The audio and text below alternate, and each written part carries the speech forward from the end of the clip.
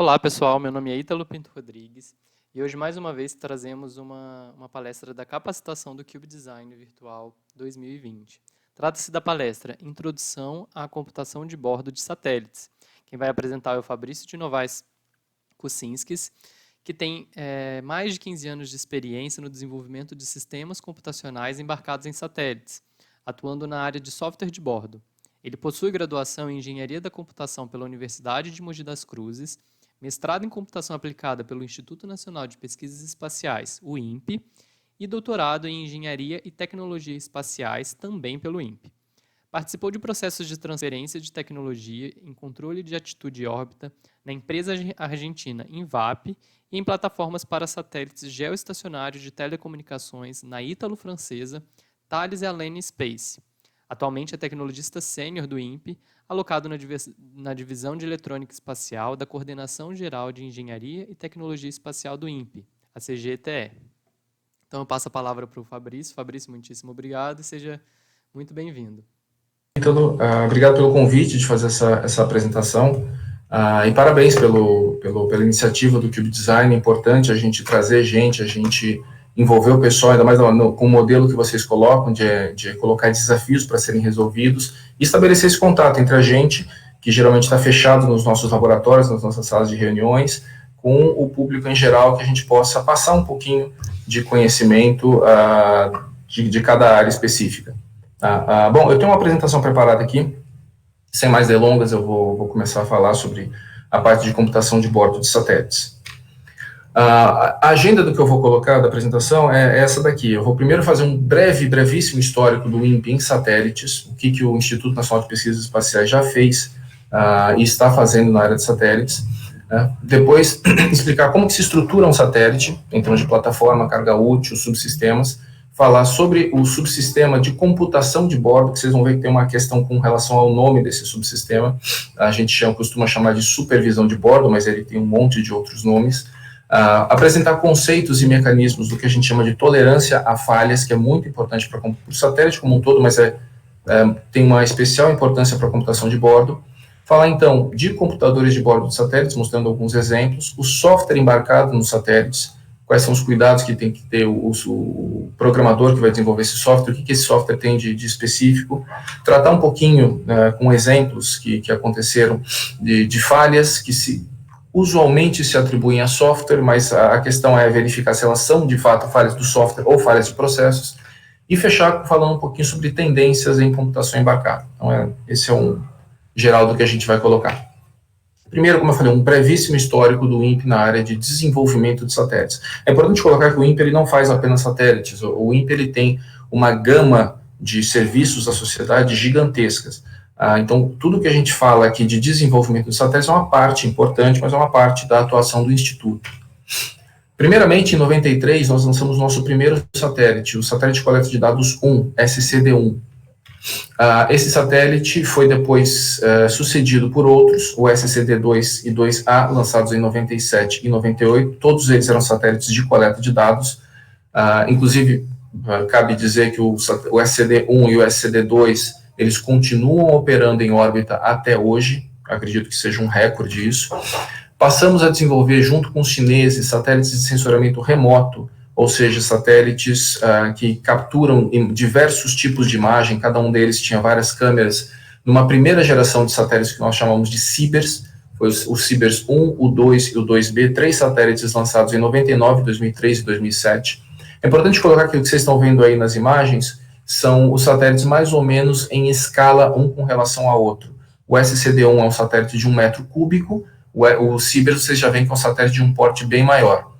Fizemos também, em 1999, lançamos em 1999 o SASSI-1 e o SASSI-2, que eram dois satélites científicos. Em 2003 foi desenvolvido o SATEC, que é um satélite tecnológico, o menor dos satélites que nós já fizemos. Se eu não me engano, ele era um cubo de mais ou menos 60 por 60 centímetros. Não é nada do que nós hoje chamamos de CubeSat, mas era um microsatélite. Temos mais recentemente a segunda geração de CIBERS, que já são satélites bem maiores. Temos o CIBERS 3, o 4 e o 4A. O 4 e o 4A estão operacionais em órbita ainda hoje. Eles foram lançados em 2013, 2014 e 2019. E estamos para lançar o nosso próximo satélite agora, o Amazônia 1, em 2021. Ele deve ser lançado agora em fevereiro da Índia. Também é um satélite de sensoriamento remoto. Então, essa figura, ela sumariza muito rapidamente o que o INPE desenvolveu em termos de satélites. E para cada satélite existem equipamentos, subsistemas, softwares, ferramentas de teste, todo um ferramental que o INPE desenvolveu junto com a indústria nacional. Nós costumamos especificar, projetar, fazer protótipos até um certo ponto, depois passar os desenvolvimentos para a indústria. Faz parte da nossa missão fomentar o desenvolvimento tecnológico na nossa indústria, e todas essas missões têm um componente nacional muitíssimo forte. Então, esse é um breve histórico só para colocar a nossa atuação na área de satélites. Começando agora a parte da palestra na qual a gente explica um pouquinho do que a gente faz, como é que se estrutura um satélite. Os equipamentos que definem a missão de um satélite são chamados de cargas úteis. Tá? Alguns exemplos de cargas úteis são, numa missão de observação da Terra, nós temos câmeras ou radares. Então, a carga útil de um satélite ou de uma missão de observação da Terra é uma câmera, é um radar. Tá?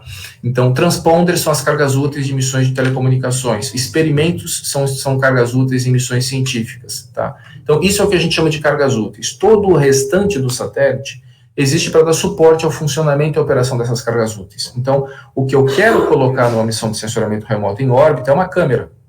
Simplesmente isso. É assim que se define a carga útil. O que eu preciso lá em cima? Eu preciso de uma câmera para tirar imagens do nosso planeta. Tá? Eu preciso de um experimento para obter informações sobre fenômenos científicos. Isso é a carga útil.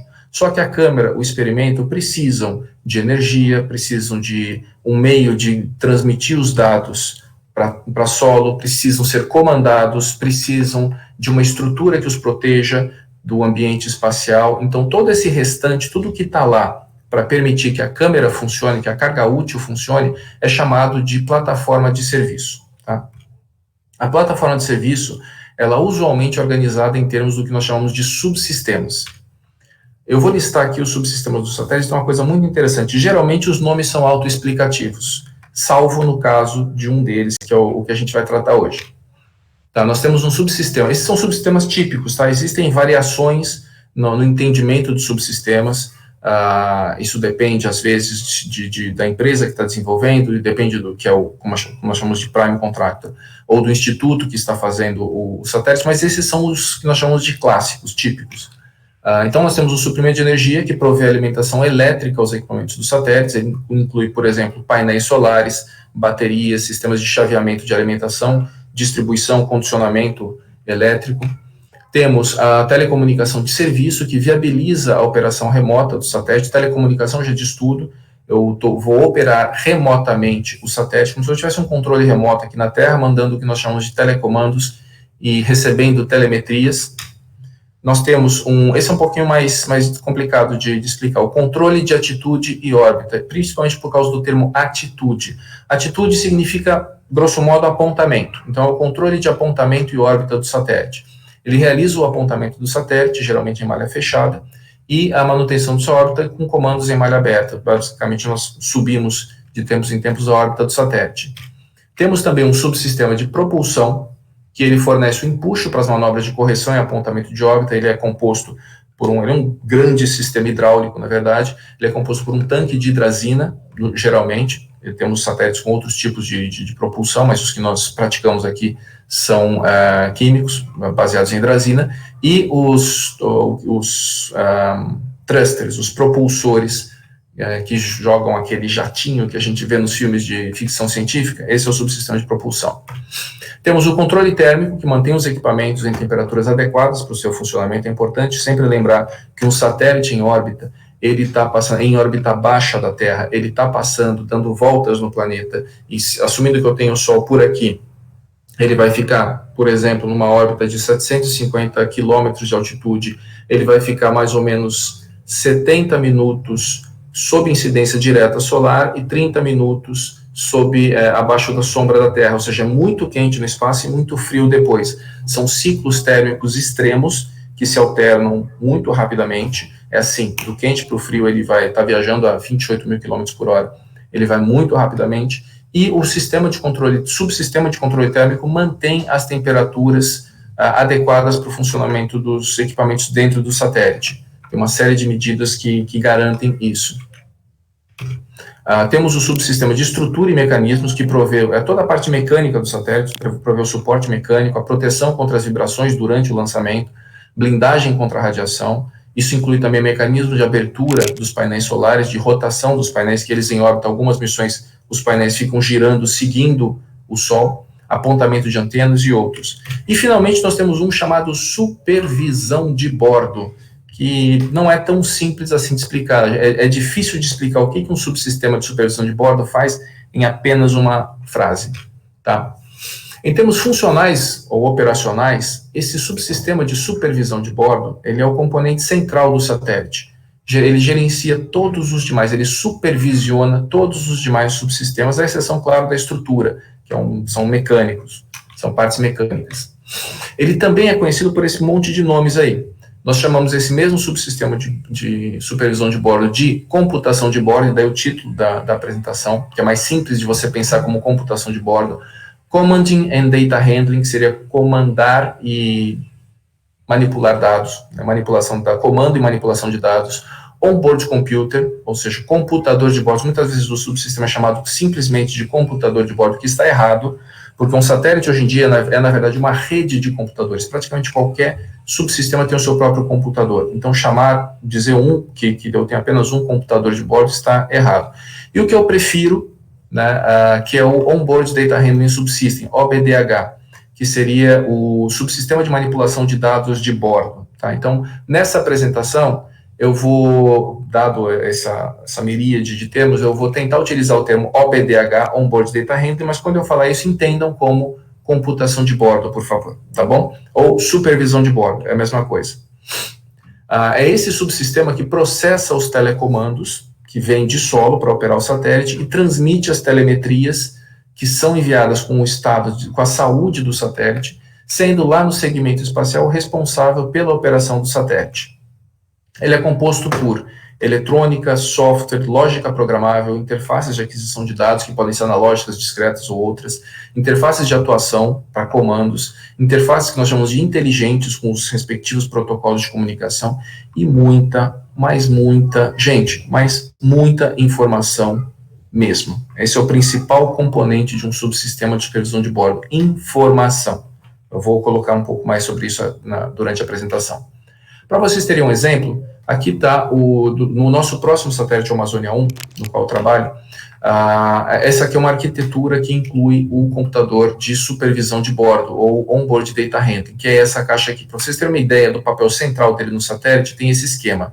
Nós temos o segmento solo, que é a estação terrena, que transmite telecomandos para um outro subsistema chamado TTIC. Vocês tiveram uma outra apresentação a respeito disso. O TTIC faz as devidas conversões de radiofrequência até mandar como sinais elétricos digitais esse telecomando para o computador de bordo, que ao recebê-lo pode ser um comando interno para si próprio, de gerenciamento do próprio computador, habilitando, desabilitando ações que ele possa tomar, reconfigurando parâmetros, ou ele pode ter que encaminhar esse comando para todos esses equipamentos aqui. Então nós temos a eletrônica de painéis solares, temos a unidade de condicionamento e distribuição de energia, temos equipamentos que fazem parte da carga útil, sendo que a câmera está aqui, temos a câmera, gravador de dados, transmissor de dados, uma unidade eletrônica intermediária, temos o subsistema de controle de atitude de órbita, temos GPS, temos sensores e atuadores, e uma miríade de interfaces com esses equipamentos, tanto para mandar comandos e gerenciá-los, como para receber telemetria, que é o feedback que esses equipamentos nos dá, e as informações de saúde.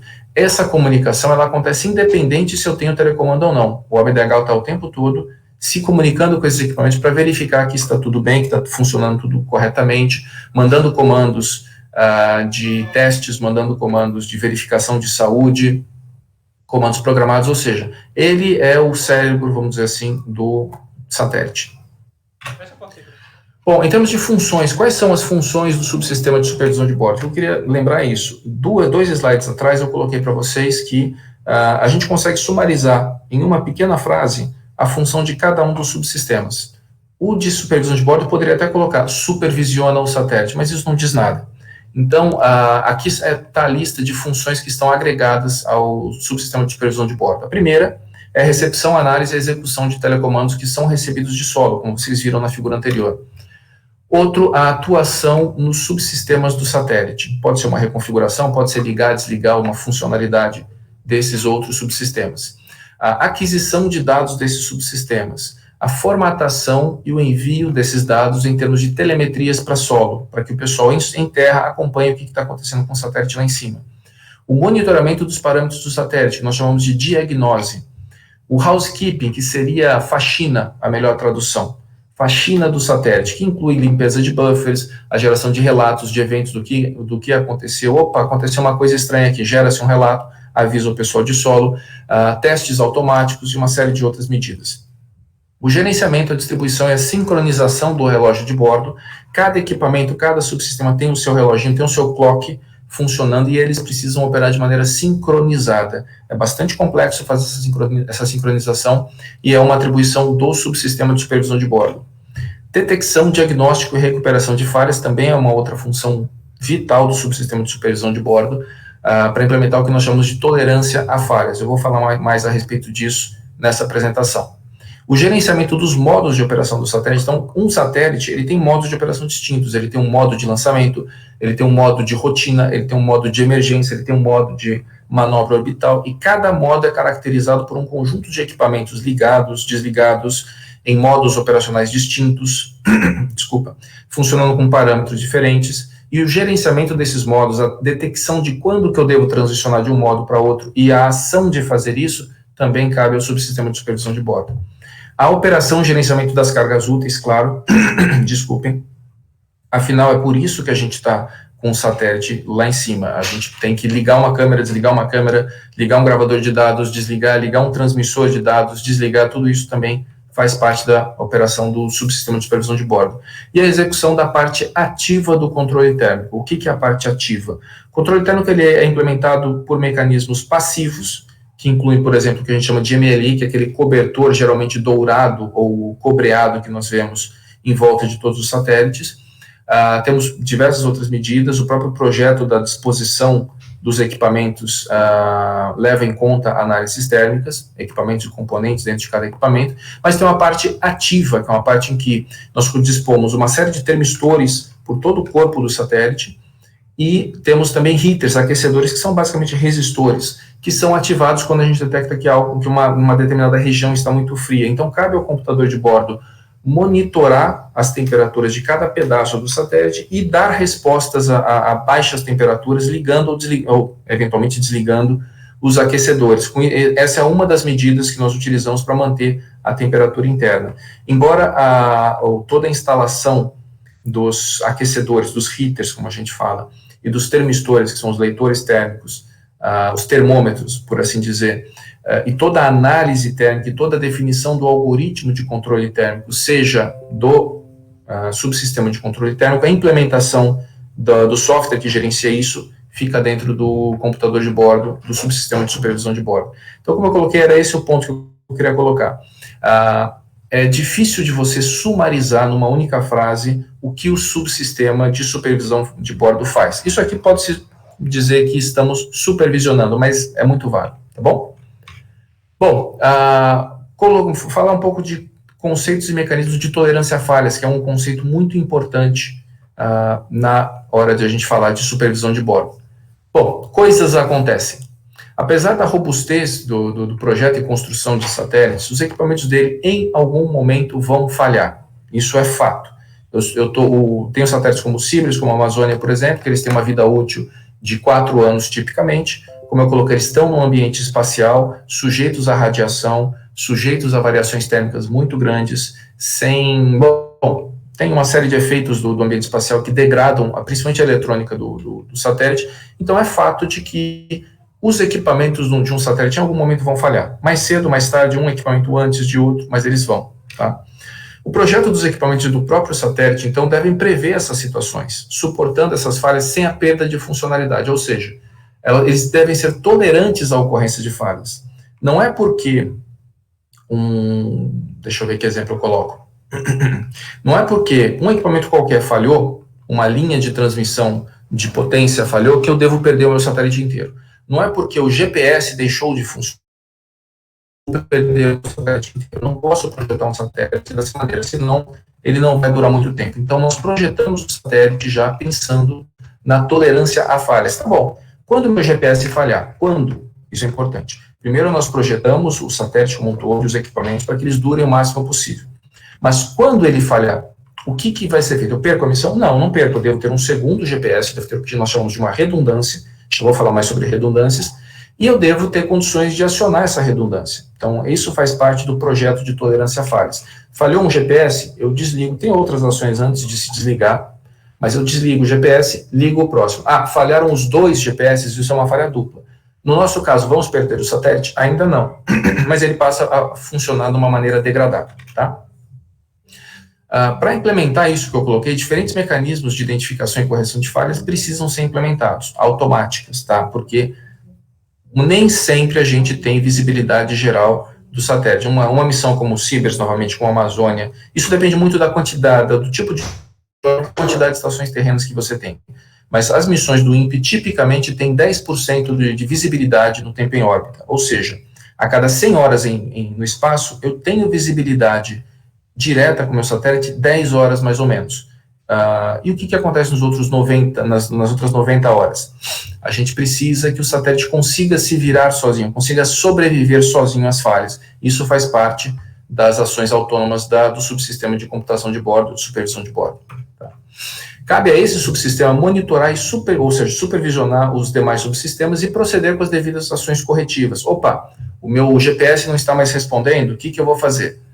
Vou tentar reiniciar, vou trocar para outro equipamento. Então, cabe a esse subsistema fazer esse monitoramento, essa supervisão, tá? A todas essas ações, nós chamamos de Fault Detection, Isolation and Recovery, ou seja, FDIR, detecção, isolação e recuperação de falhas. Detecção de falha é fácil de se entender. É quando aconteceu uma falha, eu detecto, opa, aconteceu alguma coisa errada.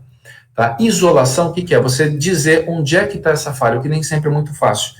Eu tenho, como vocês viram, eu tenho uma série de equipamentos, eu detecto que eu tenho uma falha acontecendo. Saber onde essa falha está e qual é a possível causa dela vai levar a eu acionar o mecanismo de recuperação correspondente. Então, tudo isso faz parte do que nós chamamos de FDIR, implementado no computador de bordo. Bom, sobre essas falhas, nós tratamos elas com níveis de criticalidade diferentes. Tá? Nós temos do nível 0, nível 1, nível 2, e 3 e 4. Existem também maneiras diferentes de se modelar essas falhas. Essa que eu estou apresentando para vocês é talvez a clássica, a mais utilizada. Nós temos aqui falhas de nível 0, que são falhas que não têm efeito na performance da SC, que é Spacecraft, do satélite no nosso caso. Tá? São falhas que elas acontecem, são corrigidas automaticamente e não vai haver problema nenhum. Por exemplo, nós tivemos uma falha momentânea, um equipamento não respondeu a uma mensagem que é um pedido de telemetria. Se no segundo seguinte ele responder, isso não é nenhum problema. A gente tem aquela informação no segundo seguinte, ocorreu uma falha de nível 0, ela foi automaticamente corrigida e a vida segue. Já no nível 1, a gente tem uma falha unitária, ou de desempenho, degradação do subsistema. Já é uma falha um pouco mais grave, já é uma falha um pouco mais grave. Nesse caso, a gente já tem que tomar ações corretivas também um pouco mais severas, como reiniciar a unidade ou trocar ela para a sua unidade redundante. Nós temos falhas de nível 2 e 3, em que nós temos, como é que fala? O desempenho do satélite começa a poder ser, como se fala, afetado, tá? E que não foram cobertas pelos níveis anteriores. E todas essas aqui, nós temos ações de recuperação autônoma, ou seja, dos mais simples, que são mais numerosas também, para as mais graves, que são menos numerosas, nós vamos tendo ações de recuperação correspondentes. Até que chegamos no que nós chamamos de falha de nível 4, que são as mais críticas, e também acontecem num número menor, que levam o satélite a entrar no que nós chamamos de modo de segurança, ou modo de emergência. Então, nesse caso, o satélite para de fazer tudo o que não for vital para a sua sobrevivência. Geralmente ele aponta painéis solares para o Sol, aponta a antena para a Terra e avisa o pessoal de solo que ele está passando por algum problema e fica esperando que o pessoal de solo haja corretamente. Ou seja, nesse caso, todas as medidas autônomas do que foram implementadas geralmente pelo subsistema de supervisão de bordo foram tentadas e falharam. Então, é algo mais grave que precisa de intervenção de solo. Tá? Sobre como que a gente detecta essas falhas no computador de bordo. Nós temos diversas maneiras de fazer isso. Entre elas, a gente faz a verificação de parâmetros que estão fora de valores esperados. Tá? Por exemplo, uma temperatura. De repente, eu estou lendo uma temperatura de 20 graus, por exemplo, dentro do corpo do satélite que ele está protegido. De repente, eu verifico, opa, essa temperatura pulou para 400. Tem coisa errada. Pode ser uma falha de leitura, pode ser, logicamente, ela não tem nada, só uma explosão daria tal temperatura. Mas a gente faz essa verificação de parâmetros fora de faixas esperadas. Então, a temperatura tem uma faixa esperada, que faz sentido. Passou daquilo, já não faz mais sentido, tem alguma coisa errada. Não com a leitura, não com a temperatura em si, mas com a leitura dela, por exemplo. Outra é a ausência de resposta de equipamentos. Então, se eu mando uma mensagem para o meu GPS e o GPS não me respondeu, tem alguma coisa errada aqui. E a troca de sinais de aliveness, ou seja, tem equipamentos, por exemplo, que nós não ficamos nos comunicando o tempo todo com eles. Mas de tempos em tempos eu mando uma mensagem: oi, você está vivo, está tudo bem? Ele me responde: está tudo bem. Se não vier essa resposta, é uma maneira de detectar a falha. Tá? Sempre que possível, nós aplicamos o que nós chamamos de filtro de persistência na detecção, para verificar se aquela falha persiste por algum tempo. Voltando ao exemplo da temperatura, se eu estou lendo 20 graus consistentemente e de repente subiu para, não vou usar mais 400, mas 40 graus, isso pode ser um aumento de temperatura brusca por algum motivo, que seria raro de acontecer num satélite, ou pode ser mais provavelmente um erro de leitura. Então, se aquela temperatura ela subiu para 40 graus e na aquisição seguinte ela me disse, não, voltei a 20, então tudo bem, foi uma leitura espúria, como nós falamos, um probleminha de leitura que não deve gerar nenhum tipo de alarme. Se, entretanto, aquela leitura segue naquele valor, a partir de alguns segundos, passado o que nós chamamos de filtro de persistência, nós começamos a agir para tentar recuperar o satélite da falha que possa ter ocorrido. Tá? Outra coisa importante é que nós sempre tentamos detectar e corrigir as falhas no menor nível possível, tendo com isso o menor impacto à operação do satélite. Como vocês viram aquela pirâmide, a gente sempre tenta atuar no nível mais baixo para evitar que essa falha se propague e se torne uma falha num nível mais alto. Por exemplo, se um equipamento não responde a um comando, como vou voltar ao exemplo do GPS, que é bastante simples. Se o meu GPS não responde a um comando, o que o computador de bordo vai tentar fazer? Primeiramente, ele vai reenviar o comando. Eu mandei um comando, olha, GPS, me dá telemetria. Não veio resposta? Mando de novo. GPS, me dá telemetria. Geralmente se tenta isso algumas vezes, umas 3 vezes, por exemplo. Se veio a resposta, está tudo normal, aconteceu uma falha transiente, embora seja importante. O fato de o GPS não haver me respondido, me desculpem, por 1 ou 2 segundos, é relatado para solo. E depois o pessoal do solo pode fazer uma análise para ver se tem alguma coisa, se o equipamento está degradando, se ele começa a apresentar problemas. Mas, momentaneamente, para a operação do satélite, aquilo não representou um problema. Foi resolvido. Tá? Se reenviar o comando depois de 3 vezes, por exemplo, não deu certo, nós vamos tentar uma coisa um pouco mais drástica. O computador autonomamente tenta resetar aquele equipamento. Ele desliga e liga. Vocês acham que vocês fazem isso só com o seu celular, com o seu notebook? Não. No satélite nós fazemos a mesma coisa. A gente só não pode tirar da tomada, mas a gente desliga e liga de novo, automaticamente. Isso tem um impacto baixo, assumindo que o equipamento vai voltar a funcionar. O que acontece? Nós ficamos sem GPS por alguns momentos. Alguns 30 segundos, 1 minuto no máximo, a depender da condição orbital que ele esteja. E finalmente nós tentamos trocar o equipamento em uso. Isso já gera um maior impacto na missão. Não no desempenho momentâneo, porque, como eu disse, eu teria 2 GPS, eu desligo um GPS e ligo outro GPS, mas muito provavelmente aquele GPS vai ter que ser depois ligado para se avaliar o que vai acontecer, e existe uma chance razoável de que nunca mais eu volte a ligar aquele equipamento, porque ele já apresentou um problema em voo. Então, é mais ou menos assim que a gente vai tentando, de maneira autônoma, fazer isso. Se o computador de bordo esgotar todas as medidas que ele pode fazer e aquilo gera uma falha grave na missão, aí o satélite é colocado no que eu já expliquei, que é o modo de emergência. A depender do equipamento e das características de projeto e construção deles, a gente tem diferentes tipos de mecanismo de correção. Tá? O principal deles, que eu já adiantei aqui, é o da redundância. Uma redundância é uma cópia, um backup de um equipamento ou de uma funcionalidade que é ativada quando o principal falha. Voltando ao exemplo do GPS, eu teria 2 equipamentos GPS idênticos, com a mesma funcionalidade.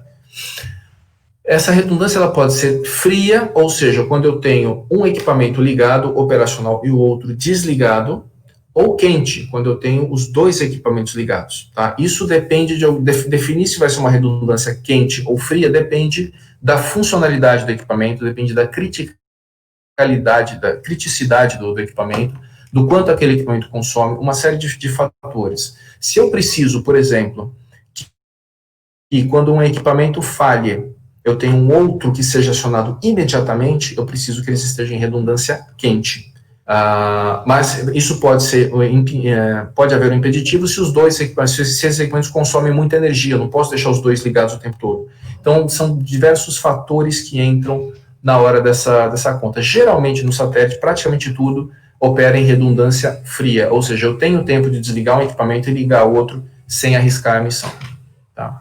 Cada redundância possui um mecanismo de chaveamento correspondente, e parte significativa deles, embora não todas, é gerenciada de maneira autônoma pelo OBDH, pelo subsistema de supervisão de bordo, pelo computador de bordo, embora eu já tenha colocado que esse não é um termo correto. A gente tem, entretanto, que tomar cuidado com a quantidade e a complexidade desses mecanismos de correção. Tá? Então, quanto mais complexo for um projeto, maior o número de falhas potenciais dele. Tá?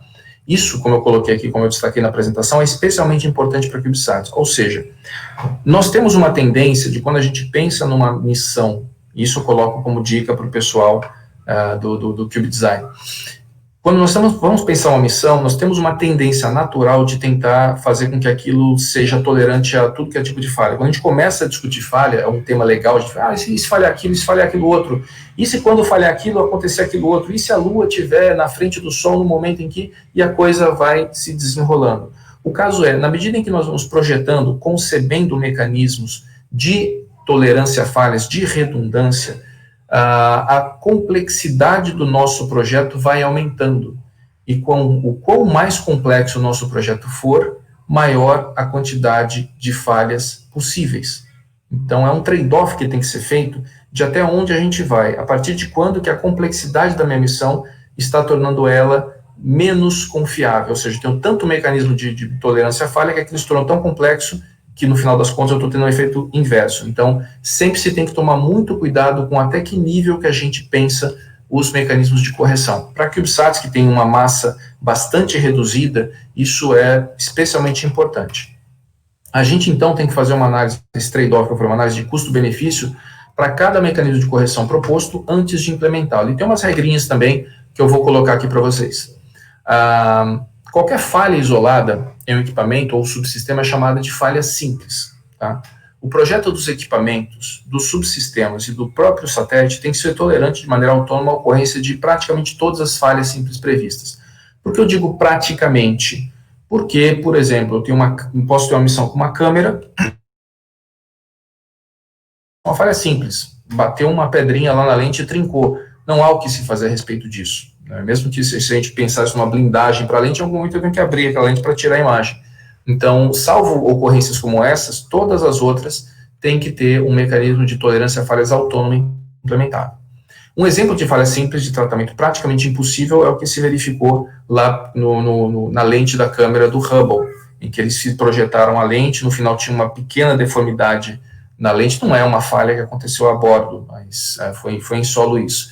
Mas não tem o que você fazer com relação a isso. No caso do Hubble, eles mandaram, acho que foi uma das 2 ou 3 missões acho que foram só 2 missões de manutenção de satélites por astronautas. Isso não se faz, gente. Não pensem que o Marcos Pontes vai vestir o macacão dele e subir lá em cima se o Cibers der algum problema. Isso não acontece, salvo o exemplo do Hubble, tá? Pelo menos por enquanto ainda não. Bom, voltando aqui, quando uma segunda falha acontece em sequência ou simultaneamente à primeira, nós dizemos que estamos numa situação de falha dupla. Então, falha simples é uma falha qualquer que pode acontecer nos equipamentos, falha dupla é uma outra que pode acontecer em sequência ou simultaneamente à primeira. Tá?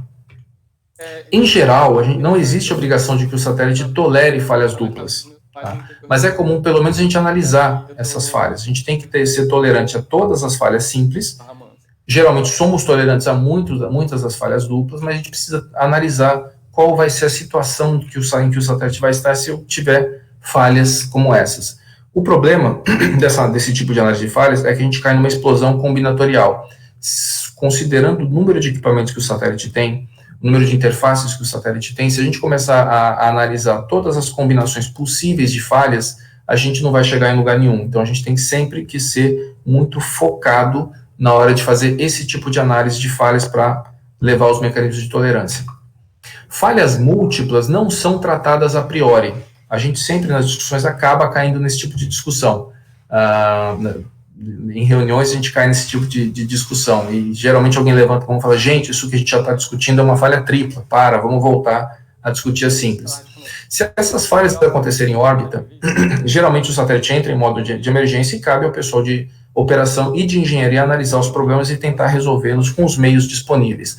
Esse tipo de falha acontece, sim, geralmente com missões já com uma idade bastante avançada, que já estão há anos operando no espaço, são extremamente complexas de serem analisadas, porque a visibilidade que se tem do que está acontecendo é limitada por conta da telemetria, e o próprio satélite já está num estado degradado, e a análise desse tipo de missão impõe bastante pressão, bastante tensão em cima do pessoal de operação e das equipes de engenharia. O que eu tinha para falar sobre tolerância a falhas, como eu falei, é um ponto vital e que diferencia muito a computação de bordo para satélites de uma computação normal, regular aqui do computador, do notebook que a gente tem. Tá? Agora, falando um pouco mais sobre o computador de bordo para satélites, vou falar sobre aqueles das missões do INPE primeiro.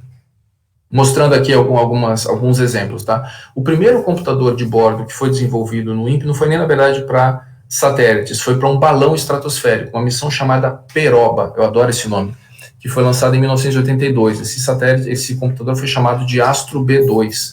Ele era baseado num processador Zilog Z80 de 8 bits apenas. Essas placas que vocês estão vendo aqui são as placas componentes desse computador de bordo e que na época a gente nem utilizava, olha só como a gente está falando de coisa antiga, placa de circuito impresso, a gente utilizava uma técnica chamada de wire-up, que é você rotear os fios, não sei se dá para vocês verem aqui, rotear os fios de um pino de um componente de um CI até outro pino de outro componente. Isso aqui virava praticamente trabalho de costureira e lembrava muito o que a gente vê em centrais telefônicas antigas, aquele monte de fio para tudo que é lado. Já para o nosso primeiro satélite, o SCD-1, a gente já estava trabalhando com placa de circuito impresso, gente. A gente trabalhou com processadores da Texas, o 8898, 16 bits, há uma taxa, a taxa dos processadores é muito importante, peço que vocês prestem atenção. A taxa de 1.41 MHz, uma velocidade assim fantástica, eu estou sendo cínico, gente. Temos também aqui o onboard computer do nosso satélite científico, SASI-1, que era uma arquitetura, um processador chamado Trisputer, que ele trabalhava em redundância tripla. Na verdade, é um dos primeiros exemplos de processamento distribuído que se teve. O processador e a linguagem de programação chamada OCaml associadas, eles já previam processamento distribuído, e esse já era um processador de 32 bits operando a 20 MHz, um grande avanço. Isso eu estou falando de 20 anos atrás, tá, gente? Mais de 20 anos atrás. Temos aqui as RTUs e CPU, que são unidades computacionais do Sibers, da primeira geração de Sibers, que tinham microcontroladores 80C31 de 8 bits, 6 MHz. Vou passar aqui rapidamente por outros. O Brazilian Payload Computer, que era um computador de carga útil para uma missão chamada Franco-Brasileira, que acabou sendo cancelada por questões orçamentárias, do lado francês, que tinha aqui, foi desenvolvido por volta de 2004 e também trabalhava com processadores a 20 MHz. Esses aqui são placas dos computadores de controle de atitude e órbita do Sibers, da primeira geração de Sibers, essas unidades são de 2007. Temos também uma outra unidade central de processamento do Sibers, que seria mais ou menos o equivalente a um OBDH, operando a 4 MHz, olha só.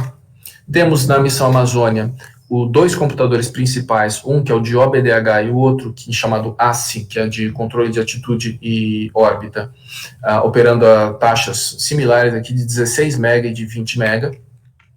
E temos um projeto que está em desenvolvimento chamado computador avançado, que na verdade ele faz o mesmo papel dessas duas unidades de supervisão de bordo e controle de atitude de órbita numa única caixa, que tem mais ou menos o tamanho de uma delas. É menor, inclusive, que o OBDH do Amazônia 1. Tá? Ele está em desenvolvimento para a plataforma multimissão.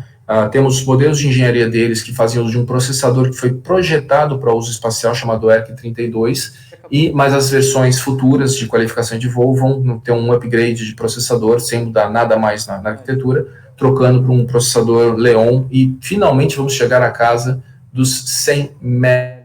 Só para colocar isso em escala, gente, os computadores que vocês têm, provavelmente que vocês estão utilizando para acessar essa apresentação, eles trabalham na casa dos gigahertz, e já há um bom tempo isso. Já vou explicar o porquê. Tá? A capacidade de processamento de missões espaciais, usualmente, ela é bastante limitada. Vou colocar alguns outros exemplos, que até agora eu falei do INPE. Vocês podem falar, mas o INPE é Brasil, a gente está atrasado, então por isso que a gente usa esses processadores. Não, não é assim. Na ISS, nós temos diversos processadores Intel 386SX ainda. Os seus pais, talvez os seus avós, tenham trabalhado utilizados na Estação Espacial Internacional. Os rovers que estão operando lá em Marte, Spirit Opportunity, eles também trabalham com processadores nessa mesma velocidade. Temos diversas missões da ESA que trabalham com processadores Leon a 80 MHz. Temos, por exemplo, os computadores de bordo da Honeywell, que são dezenas de missões com diversos satélites. Eles trabalham com processadores PowerPC entre 25 e 100 MHz. E, bom, tem N outros exemplos. Mas quais as razões para a gente trabalhar com processadores e, consequentemente, com computadores de bordo com tão pouca capacidade computacional? Primeiro, eles precisam funcionar continuamente por anos, resistindo às variações térmicas e altas doses de radiação. Tá? Ou seja, eles têm que ser resistentes a um ambiente severo, a um ambiente extremo. Tá? Os projetos de computadores, eles são conservadores. Eles partem de processadores bem estabelecidos no mercado, confiáveis. Ou seja, se eu for hoje começar a fazer um projeto para um computador novo, de um processador novo, eu não vou pegar o último processador que foi lançado pela Intel. Esse processador ele ainda vai ser validado pelo mercado. Processadores possuem bugs de hardware, por vezes, e eles precisam ser resolvidos, e isso só é resolvido através do uso. Eu tenho dezenas de milhares de unidades distribuídas, esses bugs, esses problemas vão aparecendo e o fabricante vai corrigindo. O processador que eu quero para fazer o meu computador de bordo de satélites, eu não quero aquele mais recente, super poderoso, eu quero aquele confiável, que já passou por esse processo. Ou seja, nós já partimos dos nossos projetos com processadores de alguns anos atrás. Tá? Levam-se anos para adaptar um processador comercial para uso no espaço. Não é o INPE que faz algo como assim, é a própria indústria, sob contrato, geralmente, de agências espaciais ou empresas muito grandes que atuam na área. Tá? Então, eu já vou partir de um processador validado pelo mercado e, consequentemente, antigo, vou levar anos para adaptar o projeto e fazer uma qualificação de forma que ele vá conseguir funcionar no espaço. Para aumentar a vida útil também, outro fator importante é que geralmente a gente faz um underclock, então se o processador ele pode ir a 100 MHz, eu vou operá-lo a 50. E finalmente, tá? Eu levei anos projetando um novo computador, qualificando um novo processador para uso espacial. Quem topa ser o primeiro a utilizar esse processador? Ou seja, seria você? Geralmente, os desenvolvimentos novos, eles são qualificados em missões de validação tecnológica, e são poucas essas missões, relativamente poucas. Talvez isso mude agora, justamente com os CubeSats, eles nos deem oportunidades cada vez maiores de validar novas tecnologias, de fazer uma qualificação espacial, mas historicamente até hoje não foi assim que funcionou. Tá? Então, é difícil você pegar um componente novo, mesmo passando por toda a qualificação, e alguém chega e fala, ok, eu quero ser o primeiro. Você mesmo, o fabricante ou a agência que fomentou aquele desenvolvimento,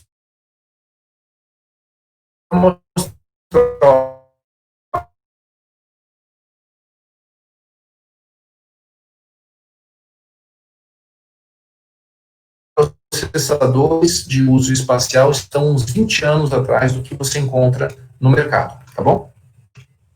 Bom, eu coloquei, isso é uma restrição para satélites maiores, satélites principalmente que têm uma vida útil muito longa, mas para CubeSats não é bem assim que funciona. No mercado de CubeSats nós temos computadores muito compactos, nós temos processadores com centenas de megahertz, eu pelo menos ainda não vi nenhum da ordem de giga, mas logo, logo eles vão chegar. Nós temos sistemas on chip, que são ASICs ou ASICs em geral, em que eu tenho não apenas um processador, eu tenho memórias, eu tenho interfaces, eu tenho protocolos, eu tenho um monte de coisa lá, então é um sistema dentro de um único chip. Temos diversos processadores mais recentes, como os da Microchip, ARM, Leon 3, Cortex M4, Cortex M7, que são alguns já de famílias que são utilizados até em celular. Temos aqui fotos, imagens de vários desses exemplos, tá? Agora, eles não têm esses mesmos cuidados com redundância, com vida útil, tem um número de interfaces menor, eles não adianta você querer pegar um computador desses e colocar numa missão para funcionar por 4 anos, eles ainda não chegaram lá, tá? Agora, isso é melhor? Isso é pior? Não, eles são diferentes. A tendência é que esses computadores se tornem cada vez mais confiáveis, cada vez mais duráveis, tá? Mas cada classe de computadores tem a sua aplicação, assim como cada classe de satélites tem a sua aplicação. Essa é a questão, eles são diferentes. Bom, falando agora um pouco sobre software embarcado. Até agora eu falei de um monte de coisa que eu não entendo, tá, gente? Porque a minha especialidade é software embarcado. Por enquanto, até o momento, eu estava só enrolando vocês. Agora eu posso falar com um pouco mais de propriedade. Bom, a característica do software embarcado em satélites, ele é um software crítico, tá? Ele tem centenas de requisitos a serem atendidos. Se vocês pegarem um software, mesmo na sua missão de CubeSat, e tiverem 12 requisitos, 15 requisitos, 20 requisitos para cumprir, saiba que aquilo, na verdade, não são requisitos, aquilo é uma intenção, uma descrição funcional do que o seu software tem que fazer. Aquilo vai ter que ser desdobrado em centenas de requisitos até você conseguir, de fato, poder implementar, tá? O número de requisitos do software embarcado, ele é comparável somente aos de um subsistema de controle de atitude de órbita, que é extremamente complexo, e ao número de requisitos do próprio satélite, tá? Nada mais é comparável ao número de requisitos de software embarcado, num subsistema de supervisão de bordo, tá? Existem softwares embarcados em equipamentos mais simples, mas eu estou tratando aqui do subsistema de supervisão de bordo. Da mesma forma, são centenas de testes que precisam ser realizados. Centenas de testes a serem realizados, são centenas de testes a serem concebidos, a serem executados, a serem gerenciados, a serem relatados. É muito trabalho.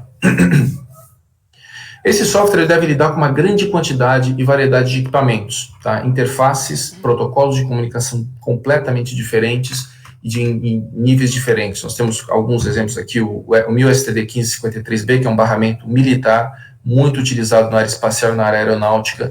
Temos o ARTES, temos barramentos VME, temos o SpaceWire, que é mais recente, temos protocolo CCSDS, geralmente de interface solo-bordo, temos padrões ECSS Packet Utilization Standard, é uma miríade de padrões, de protocolos, de informação que a gente tem que trabalhar. Lembra lá no começo que eu falei muita informação? De fato, é muita informação para a gente lidar, tá?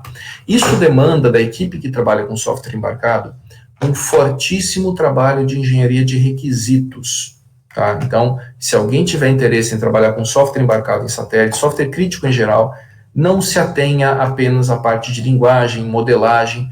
Por favor, estude muito engenharia de sistemas, engenharia de requisitos, tenha um foco em rastreabilidade, em controle de configuração, controle de modificações. Isso é vital para qualquer software crítico. Tá? Nós também fazemos uso de sistemas operacionais multitarefa de tempo real. É o que a gente chama de soft real-time, não é o hard real-time. Ou seja, se eu perder momentaneamente um ciclo de execução, a missão não vai acabar.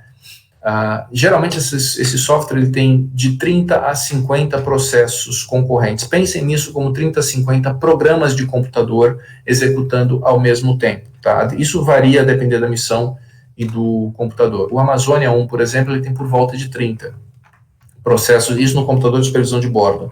Temos no computador, se tivéssemos a parte de controle de atitude de órbita junta nesse mesmo computador, no caso do Amazônia separado, aí sim nós teríamos por volta de 50 processos concorrentes. Imagina fazer a depuração de um problema desse. Aconteceu um problema, resetou o meu computador. Primeira pergunta, qual dos 50 processos falhou? Então, isso é bastante complicado de se depurar, de se analisar, de se projetar. Essa é uma das principais características. Tudo isso, importante lembrar, tem que ser realizado com uma baixíssima capacidade de processamento e memórias também bastante limitadas. Eu estou falando de 4 MB de memória RAM, 8 MB de memória RAM, não são giga, são mega, 1000 vezes menos, tá? Então, essa é uma característica do software embarcado em satélites, em especial do software de supervisão de bordo. Ele tem muita coisa para fazer, a equipe que trabalha com ele lida com uma quantidade absurda de informação e tem que implementar tudo isso com uma baixíssima capacidade de processamento e memória. Bom, pensando agora mais no programador, na pessoa que pensa em desenvolver software, tá? A primeira coisa que eu teria para falar é: conheça o domínio da sua aplicação. Desenvolver software para satélites, perdoem-me o trocadilho, não é coisa de outro mundo. Tá? A gente tem que seguir boas práticas de desenvolvimento de software, que são usuais, modelar o software, geralmente a gente utiliza o UML, um subconjunto de UML, algo assim, praticar bem o projeto do software, a documentação, praticar revisões daquele software, tanto da documentação quanto revisão por pares, verificação, isso inclui os testes, ou seja, não tem nada demais, é um arroz com feijão bem temperado, ou seja, faça bem o que são práticas usuais, tá? Além disso, o desenvolvimento do software embarcado deve ser fortemente embasado pelas engenharias de sistemas e de requisitos. Se você está desenvolvendo um software crítico sem ter por trás de si uma boa engenharia de sistemas, uma boa engenharia de requisitos, rapidamente você vai se perder naquilo que precisa ser feito, rapidamente vai ter um mal entendido em um requisito ou algo implementado que não foi especificado, e isso vai gerar problemas. Tá? Não existem relatos, não existe absolutamente nenhum relato de uma missão espacial que tenha sido perdida porque se utilizou a linguagem de programação X ou Y, tá? Essa é uma discussão muito comum. C é melhor, Assembly é melhor, C++, ADA e por aí vai. Não percam tempo com essa discussão, tá? Cada linguagem tem o seu uso, tem a sua aplicação, e nenhuma missão espacial foi perdida porque se optou por utilizar uma ou outra linguagem. Entretanto, as missões podem sim ser perdidas por erros de interpretação do programador na hora de implementar aquilo que lhe foi pedido, ou por falhas, e elas ocorrem, que não tenham sido detectadas em testes. Esse é o ponto que a gente tem que focar, tá bom? Para isso, o programador de software embarcado deve conhecer muito bem o domínio no qual está trabalhando. Isso significa que ele tem que ser um especialista de tudo? Não, de maneira alguma. É impossível ser um especialista de tudo num satélite. Mas ele tem que conhecer um subsistema de controle o suficiente para saber o que cada equipamento faz, como cada equipamento tem que se comportar, que tipo de respostas são esperadas, tem que entender como funciona o controle térmico em linhas gerais, como que ele vai acionar os heaters, como que ele vai ler os termistores, como ele vai converter uma leitura digital em temperatura, se é que isso vai ser necessário na implementação, coisas desse tipo. Ele precisa conhecer o domínio. Então, a minha principal dica: quer começar a desenvolver software embarcado para satélites ou para CubeSats? Entenda o CubeSat como um todo. Aprenda os outros subsistemas, entenda como que eles funcionam, como que eles se comunicam, foque na comunicação, que tipo de comandos que eu mando, que tipo de telemetria que eu mando, quais são os modos de operação de cada equipamento. Uma vez que você tem um entendimento geral do satélite, que não precisa ser aprofundado, você consegue atuar muito melhor na hora de programar o computador de bordo para se comunicar, para operar esses equipamentos. E pode até passar a criticar, em alguns casos, criticar, quando eu coloco criticar, é fazer uma crítica construtiva aos requisitos, aos testes, às informações que você está recebendo, tá? Eu vou mostrar aqui alguns exemplos em que isso parece não haver ocorrido, ou seja, em que não parece que os programadores tinham, ou a equipe de programação, a equipe de desenvolvimento como um todo, tinha um conhecimento suficiente do domínio, tá? E o que aconteceu? Por exemplo, no foguete Ariane 5, né, no primeiro voo dele, que foi o 501, da Ariane Space, em junho de 96.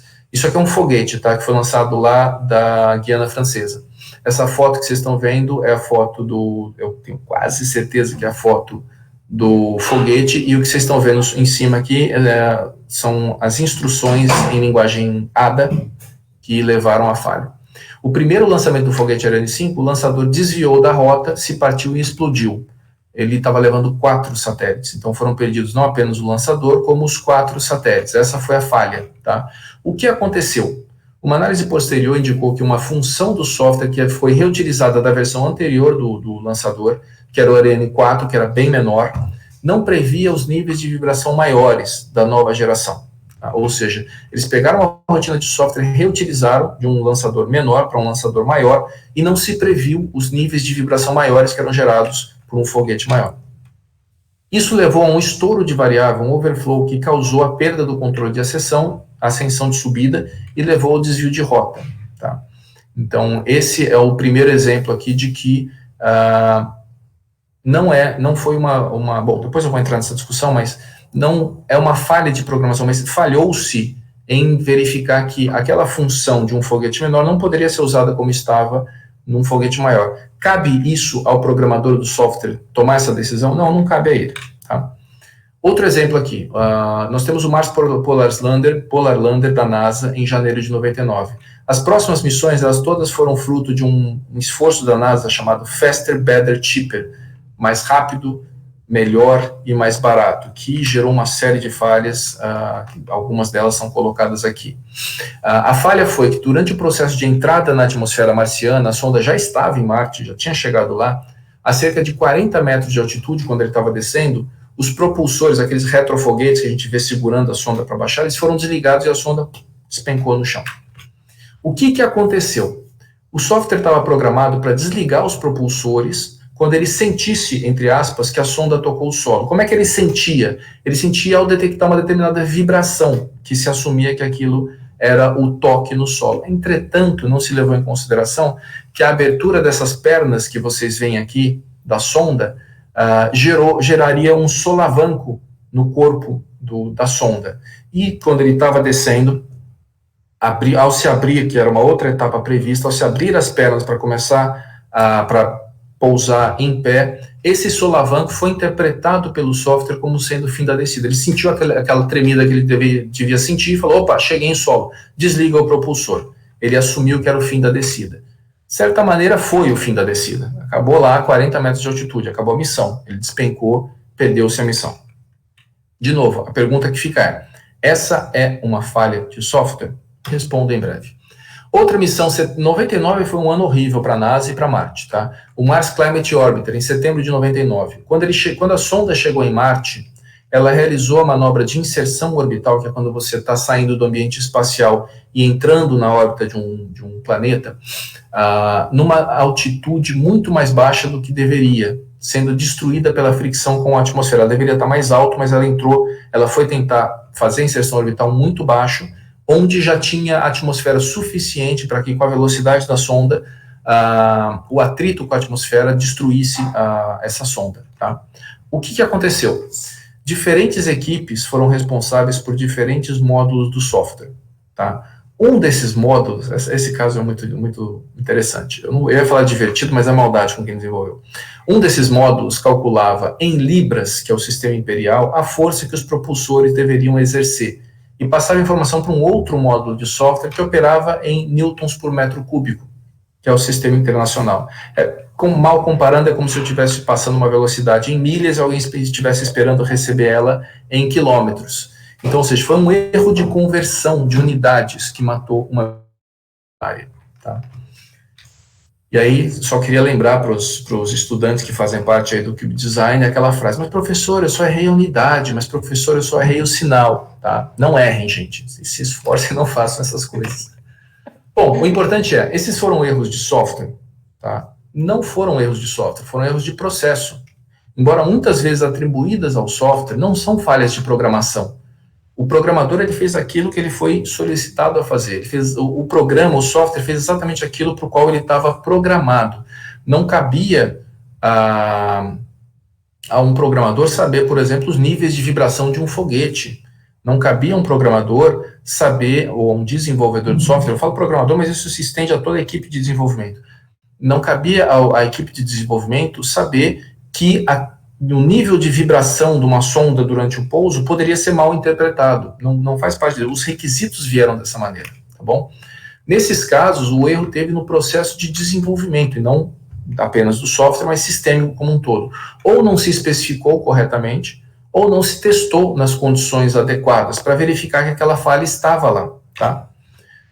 Não cabe ao programador do software, não cabe à equipe de desenvolvimento questionar se a leitura de um sensor para desligar propulsor está adequada, se a função reutilizada vai dar conta do que ela tem que fazer no próximo foguete. Mas, conhecendo o domínio da aplicação, aí eu volto naquele primeiro ponto, um bom programador, um bom desenvolvedor de software, sabe que ele, pelo menos, ele tem que ser informado sobre quais unidades estão sendo utilizadas. Ao receber uma função e a tarefa implemente essa função, ele vai perguntar, tá bom, qual que é a unidade que está vindo aqui?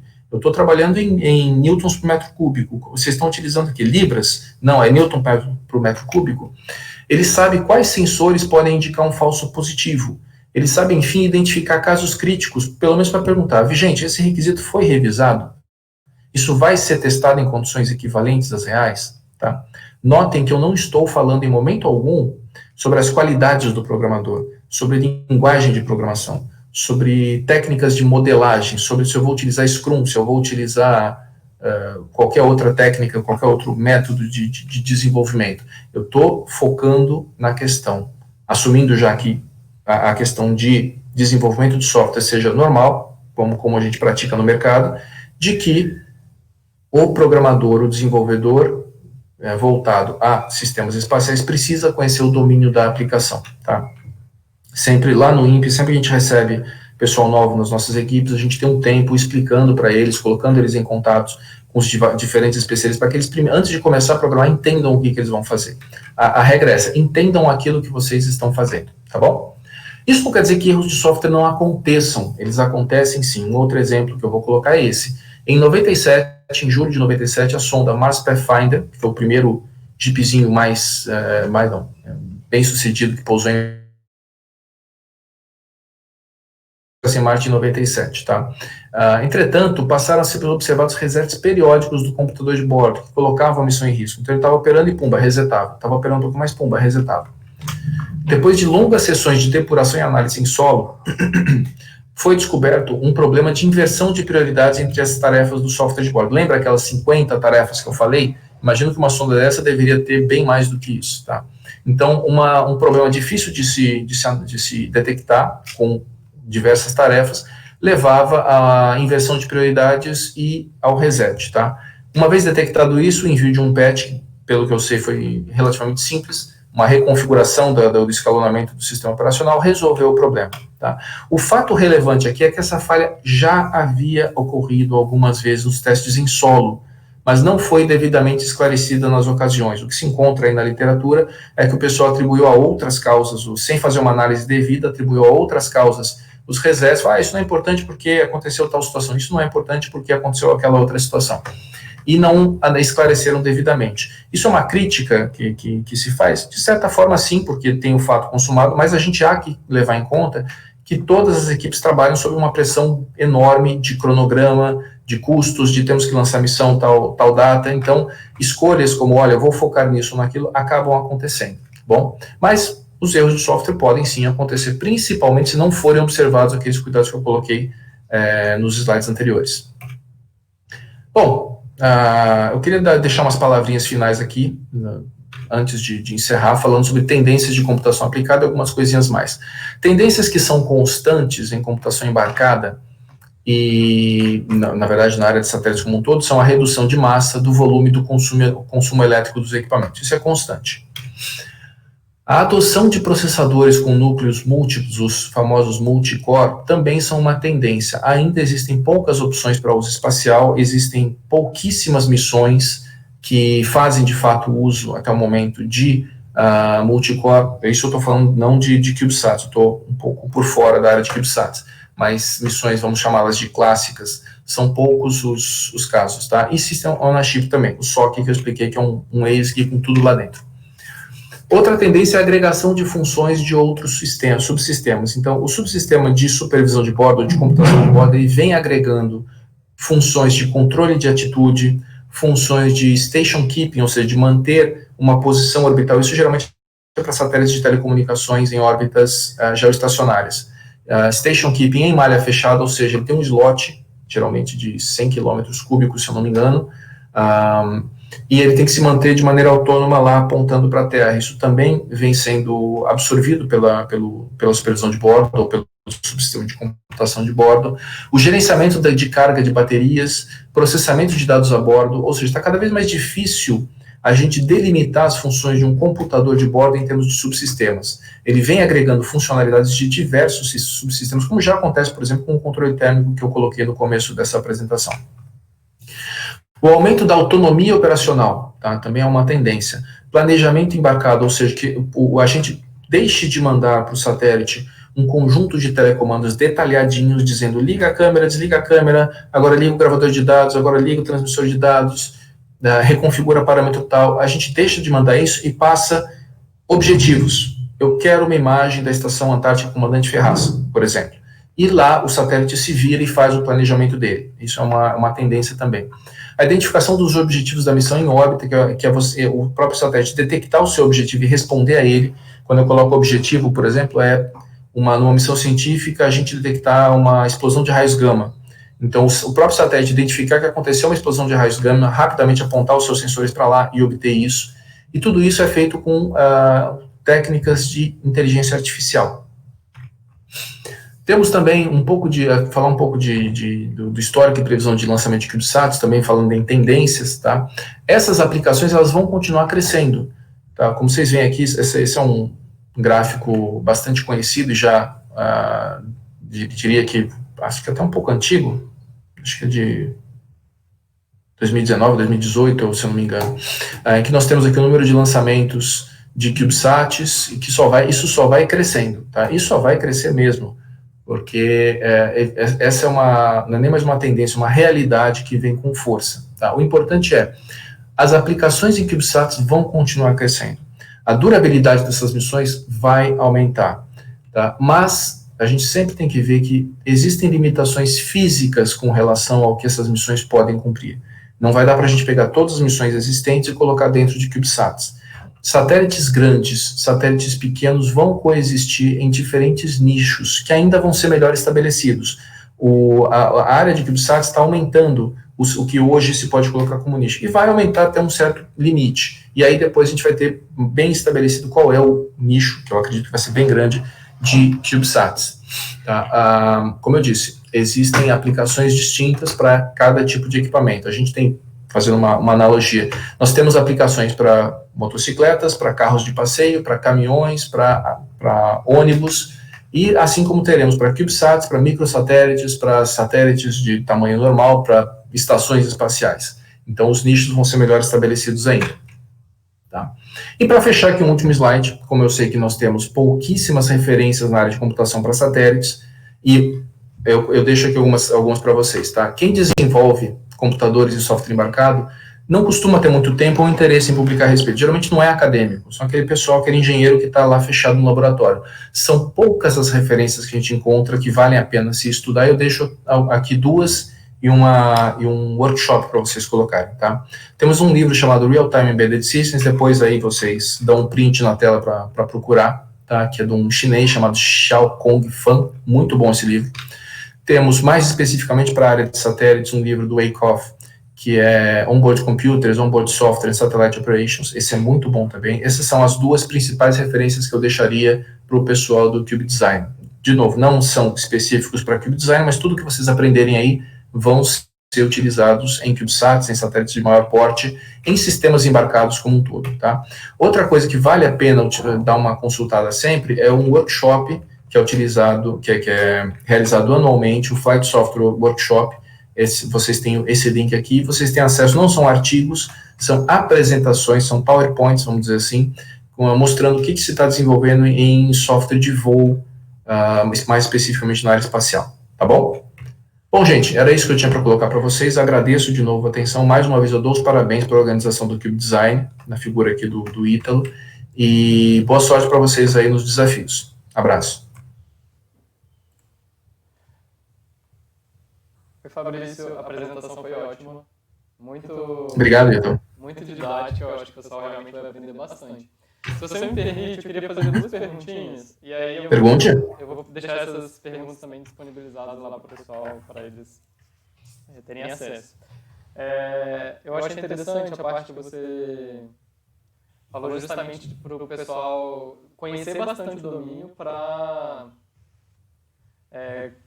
depois eles se envolverem com o computador de bordo e começar o desenvolvimento, etc. E, coincidentemente, a gente do Cube Design fez isso, porque o desafio do computador de bordo, do subsistema de supervisão de bordo, ficou por último justamente para eles passarem pelos requisitos, depois o subsistema de controle de órbita e atitude, potência, comunicação e depois o computador. Então, assim, eles vão ter uma visão do satélite completa, pelo menos do módulo de serviço, e depois eles vão ter contato com o computador justamente para conectar todos os outros subsistemas. Perfeito, Ítalo. Eu acho que isso casou bastante, assim.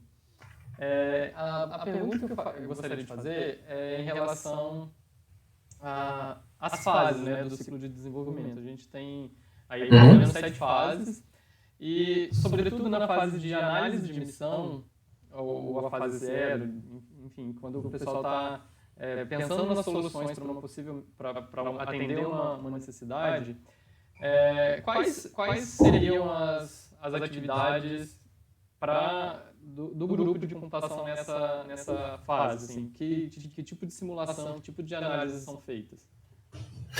Nesse caso, desculpa, você pode repetir qual a fase, porque deu uma falhada aqui. Seria a fase de análise de missão, fase de análise de missão. Sim, perfeito. Nessa fase, a participação do grupo de computação de bordo geralmente é pequena, tá? O que em termos de pensar o computador de bordo como um todo, porque o que acontece é que a gente acaba recebendo os requisitos dos outros subsistemas. Nessa fase, a dinâmica orbital, a operação das cargas úteis é o que bom, em primeiro lugar, a operação das cargas úteis, em segunda, a dinâmica orbital. É o que direciona toda essa etapa de análise. O que geralmente se faz o pessoal de computação, ele acompanha essa etapa para já ir se adiantando algumas coisas que vão acontecer nas etapas seguintes, para colocar algumas considerações, como, por exemplo, quantos dados a gente pode armazenar, o que é possível fazer, o que não é possível fazer, e já começar a amadurecer o que vão se tornar depois os requisitos. Primeiro, a gente tem os requisitos de missão, que depois eles vão ser alocados para subsistemas, depois para o subsistema de supervisão de bordo, e mais especificamente para o software, toda uma árvore de requisitos. Mas nessa etapa de análise de missão, a participação do pessoal de computação de bordo geralmente é acompanhando e já antevendo o que eles, sabendo o que existe disponível, tanto em termos de capacidades de equipe, quanto em termos de equipamentos no mercado, ou aquilo que se pode desenvolver, já antevendo o que vai ser viável ou não. Muitas vezes o pessoal chega com uma solução ótima na análise de missão, vai lá para o subsistema e o pessoal do subsistema fala, opa, isso aqui você não pode implementar, por quê? E dá as justificativas técnicas, aí dá uma realimentação. Então, diria que a principal atividade do pessoal de computação de bordo é fazer esse acompanhamento e dar essa realimentação, principalmente dizendo aquilo que não dá para ser feito.